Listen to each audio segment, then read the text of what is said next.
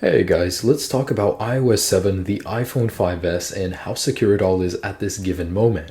So I've discovered something, how easy it is to bypass the new Touch ID sensor on the 5S and how to bypass iOS 7, pass a lock screen and get in. So I'm going to show you that, and you can judge only after I show you, and I will include a couple details after as well. So first off, the new iPhone 5S, one of the major things Apple has hyped is the Touch ID sensor.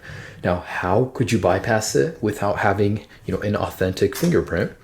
So I'll just show you real quick. My thumb works.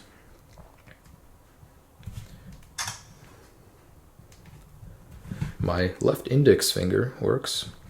And here is my right index finger. It does not work. So using Gorilla Glue or Elmer's glue, you guys can actually make something similar to this. If you just get a fingerprint, you put it in, you just leave it there, let it dry, and you guys can actually get, if I can just show you real quick, you guys can get an artificial fingerprint. And believe it or not, this is from this finger right here. It will work on the Touch ID sensor. So now just to show you real quick, my right index finger does not work. It gives me a try again error.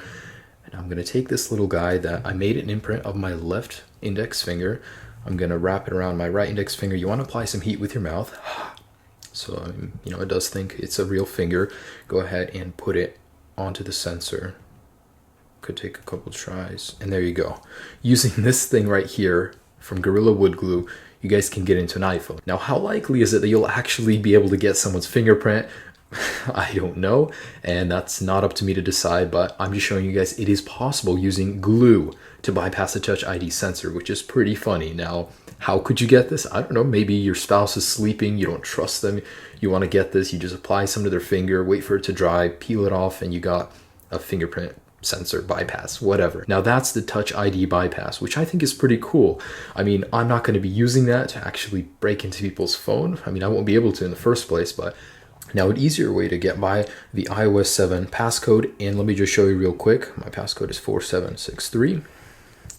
I'm going to go into settings, general, about, show you I am running the latest iOS 7.0.1 firmware on my Verizon iPhone 5S. I can confirm this works on any firmware on iOS 7, any carrier, any device. So power it off, make sure you do have a lock, and what you want to do is go ahead, slide up, I'll go back here, slide up, click the clock icon, hold the power button until you do get the drop down menu. Then as soon as you click cancel, you want to start double clicking the home button. And you get to this. Now this is still within the locked device, and you guys can actually access the camera application, and there's a lot of photos in here that you shouldn't actually be able to access. And using this little bypass, you can get in and access a Twitter account, a Facebook account, and this. Now, if I go back, you're at the lock screen again. So that's what it is, guys. You can easily bypass iOS 7 at this moment. Touch ID can also be bypassed, but not as easily as it can using this other method. So I just wanted to show you guys that iOS 7 at the moment is flawed. I'm sure Apple will fix all of this like it always has, but in the meantime, iOS 7 does have a major security flaw. So I'm not sharing this information for you guys to exploit anybody's device, just wanted to share. Have a great day, guys. Peace.